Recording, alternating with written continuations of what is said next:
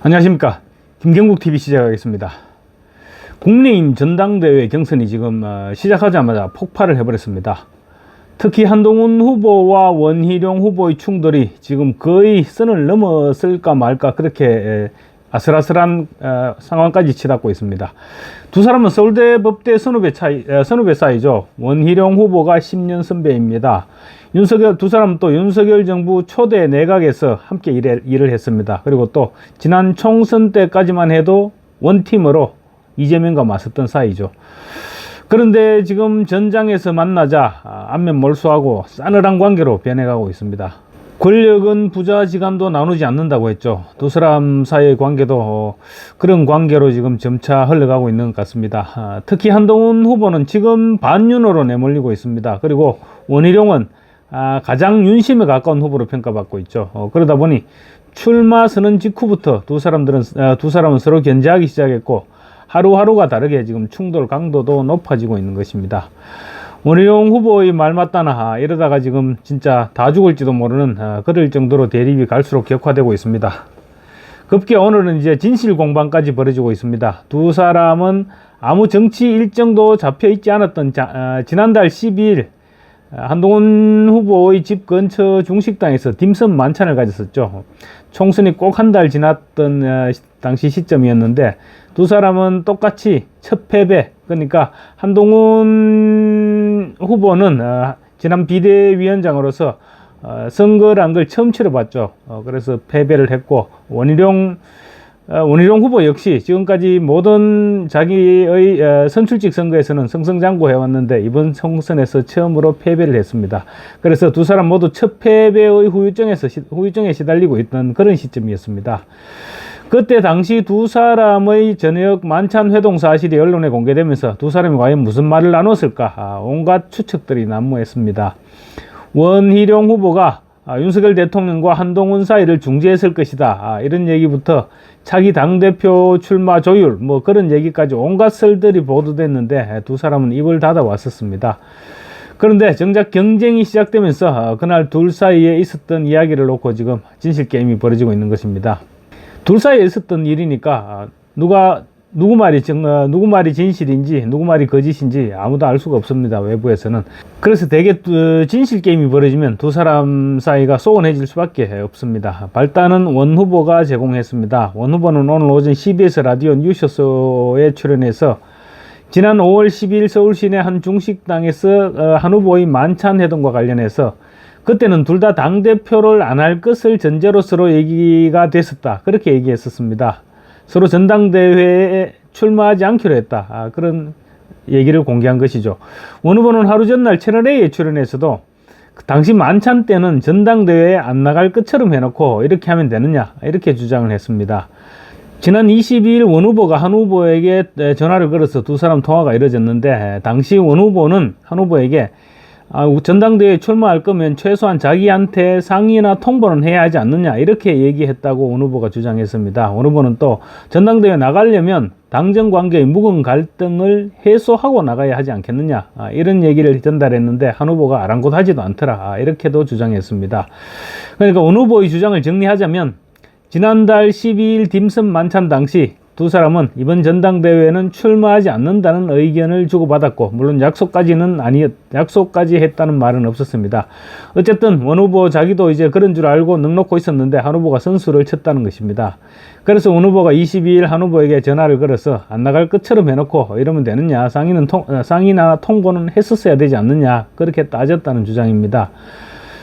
이에 대해서 한 후보의 시작 캠프 총괄 상황실장을 맡고 있는 신지호 전 의원 완전 사실무근이라면서 발끈하고 나섰습니다. 5월 10일 만찬 회동에서 전당대회 출마와 관련한 얘기를 했다는 그 부분부터 사실이 아니라는 것입니다. 그렇다면 만났다는 사실만 빼고 나머지는 지금 누구 말이 맞는지 아무도 모르는 상황입니다. 첫 단추부터 지금 제대로 깨지지 않았으니까 더 이상 진실 공방 자체가 무의미해진 것입니다.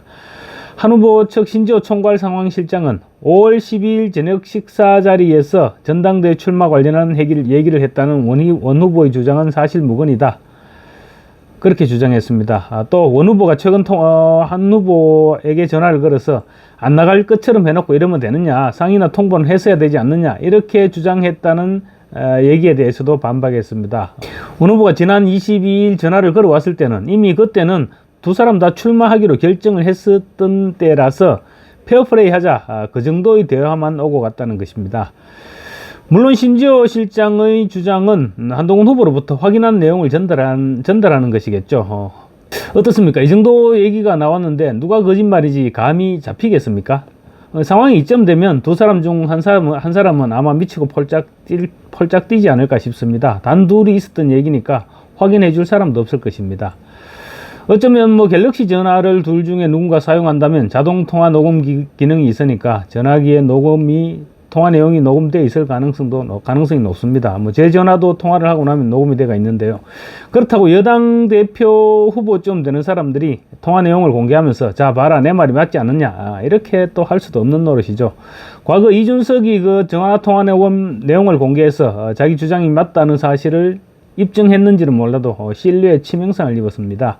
만약 그런 일이 벌어진다면 앞으로 누가 그 사람과 속 있는 얘기를 나눌 수 있겠습니까? 그래서 억울하더라도 설령 자동으로 통화 내용이 녹음되어 있다고 하더라도 그걸 깔 수는 없을 것입니다. 신지호 실장에 따르면 총선 당시 한 후보가 인천 계양을에 출마한 원 후보를 여러 차례 지원 유세를 갔었죠. 둘이 시장통을 돌아다니면서 어깨동무를 하고 엄청난 인파를 끌어모았던 기억이 저도 있습니다. 그래서 지난달 12일 만찬은 원 후보가 그때 총선 당시 도와준 데 대한 고마움의 표시로 만들어진 자리였다는 것이 신지호 실장의 설명입니다. 그리고 그때 당시까지는 아직 전당대회 날짜조차 잡히지 않았는데 출마할지 말지를 그런 얘기는 하는 상황도 아니었다는 것입니다. 물론 전당대회 날짜가 잡히지 않았더라도 뭐 출마 여부야 얘기할 수 있었을 테지만 전당대회 출마 이런 부분은 굉장히 정치적인 내용이죠. 그래서 두 사람이 과연 총선 때는 가깝게 뭐 원팀으로 총선을 뛰었다고 하지만 전당대회 출마 여부까지 논의할 정도로 가까운 사이였을까? 이 부분은 또 별개일 것 같습니다. 신지호 실장은 원 후보가 한 후보에게 나갈 것이면 나랑 최소한 상의하거나 통보라도 해야지라고 말했다는 것은 황당한 발언이다, 이렇게 주장했습니다. 두 사람은 그전에는 친분이 없었고 또 각각 법무부 장관과 국토부 장관을 하면서 그때부터 서로 알게 지냈던 사이인데 전당대회 출마와 같은 내용을 사전에 상의하거나 통보할 만한 그런 관계는 아니었다는 것입니다. 원희룡 후보의 오늘 아침 라디오 방송 내용도 또 논란이 되고 있습니다. 오늘 각종 여론조사에서 한 후보가 압도적인 1위로 앞서 나가는 것으로 나타나자 아마 원 후보가 일종의 도발을 한 것이 아닐까 싶습니다. 원 후보는 한 후보에 대해서 거의 인신공격에 가까운 독설을 퍼부었습니다. 일단 전장을 한동훈 대 원희룡 그런 대결 구도로 만들어 놓고 1차 투표에서 한 후보의 과반을 저지한 후 결선 투표에서 뒤집기를 한다, 이런 전략을 세워뒀겠죠. 선거 전략 측면에서는 아마 원희룡 후보는 국회의원 3선에 제주도지사를 2번이나 했고 또 지난 총선까지 선출직 선거만 6번을 뛰었습니다. 그리고 당내 전당대회도 여러 차례 출마를 했습니다. 원 후보가 아무래도 선거 전략상으로는 능수능란할 것입니다. 그렇지만 한 후보는 지금 자기 선거가 생전 처음입니다. 그래서 오히려 원 후보가 상대하기 어려울 수도 있습니다. 상대방의 수를 읽을 수가 없기 때문이죠. 서로 선수들끼리 같으면 이렇게 하면 다음에는 저쪽에서 이런 전략을 들고 나오겠다, 이런 예측을 할 수 있는데 한동훈 후보는 지금 선수가 아니라는 것이죠. 가령 예를 들어 고수도업을 친다면 고수가 초보에게 지는 경우가 왕왕 있습니다. 바로 당연히 던져야 할 카드를 초보는 몰라서 못 던지기 때문입니다. 그만큼 예상 밖의 행동을 할 수 있다는 것이죠. 원 후보는 오늘 오전 CBS 라디오 뉴스쇼에서 한 후보에 대해서 20년 이상 윤 대통령과 친분을 부하로서 맺어온 그런 친소관계 때문에 법무부 장관도 되고 비대위원장이 된 사람, 그렇게 평가전하였습니다. 반면 자신은 윤석열 정부를 만든 창업을 한 창윤, 말하자면 공동 창업을 한 동업자라는 식으로 주장을 했습니다. 한 후보 입장에서는 발끈할 수밖에 없는 내용이죠. 원 후보는 특히 수사만 하고 법의 잣대로 말싸움만 하던 수사검사가 갑자기 여당 대표를 해서 대선에 직행하겠다고 하는데 우리 국민이 더 지혜롭고 경험이 많다, 이렇게 한 후보를 직격했습니다. 원 후보의 발언은 듣기에 따라서 윤석열 대통령을 디스하는 발언으로 듣기도 합니다. 윤 대통령이 친소관계에 얽혀서 한동훈을 법무장관의 비대위원장까지 맡겼고, 또 수사만 하던 수사검사 운운하는 얘기 역시 윤 대통령에게도 해당되는 말이기 때문입니다. 이게 방송 진행자가 윤 대통령도 수사검사를 하다가 바로 대통령이 된 것이 아니냐, 이렇게 얘기하자 원희룡 후보는 그건 국민이 불러내서 하늘이 만들었고 조국과 추미애가 만들어준 것이다. 우리 국민의 힘이 부족해서 탄핵의 상처를 극복을 못했기 때문에 우리가 윤 대통령을 모셔온 것이다. 이렇게 설명했습니다. 어쨌거나 원 후보의 전략은 자신을 친윤 후보로, 그리고 한 후보를 반윤 세력으로 확실하게 자리매김하고 갈라치겠다는 것으로 보입니다. 그렇게 해서 나경원, 윤상현 두 후보를 일단 구도 밖으로 몰아내고 1차 투표에서 한동훈 후보의 과반을 저지하는 동시에 2위를 차지하는 두 마리 토끼를 잡은 후에 결선 투표에서 역전을 지키겠다, 그런 전략인 것으로 보입니다. 한동훈 후보가 지난 총선 막바지 폐색이 완연해졌을 때 민주당을 향해서 쓰레기, 이렇게 도발을 했었죠. 어떻게든 뒤집어 보겠다, 그런 노력의 일환이었을 것입니다. 최근 어제 오늘 지금 원 후보의 발언들이 갈수록 독해지고 있는 것도 아마 비슷한 경우로 볼 수 있을 것 같습니다. 그렇지만 당내 경선에서는 지켜야 할, 넘지 말아야 할 선이 있는데 추격하는 원 후보 입장에서 그 선이 보이지 않을 것 같아서 걱정이 되기는 됩니다. 모쪼록 끝까지 페어플레이로 가서 경선이 끝나고 나면 손을 잡을 수 있는 그런 전당대회가 되어야 할 텐데 솔직히 좀 걱정이 되기는 합니다. 감사합니다.